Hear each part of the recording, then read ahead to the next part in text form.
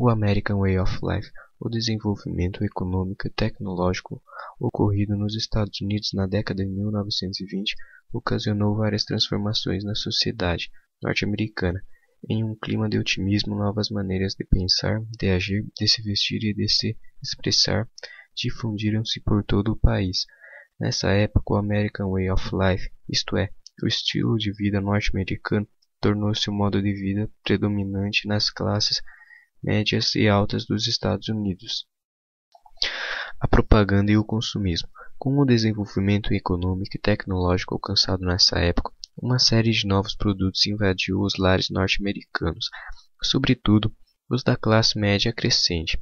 Automóveis e eletrodomésticos, como fogões, geladeiras, aspiradores de pó e máquinas de lavar roupas, além de facilitarem o dia a dia das pessoas, conferiam status a quem os possuía.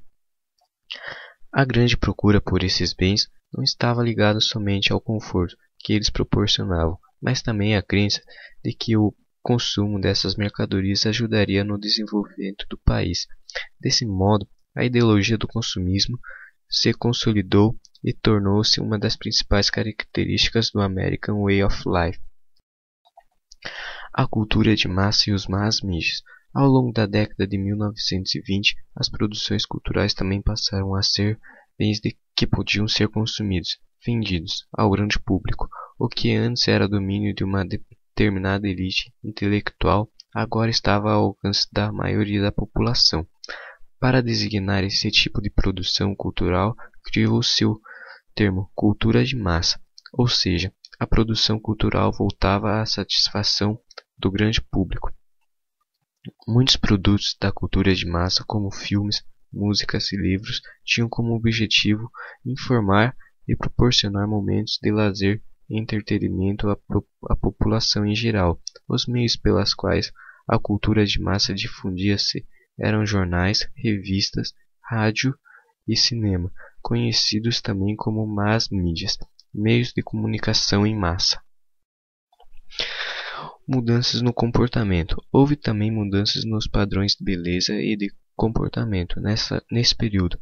Inspirados nos astros de cinemas da época, os homens e principalmente as mulheres tiveram maior liberdade na década de 1920.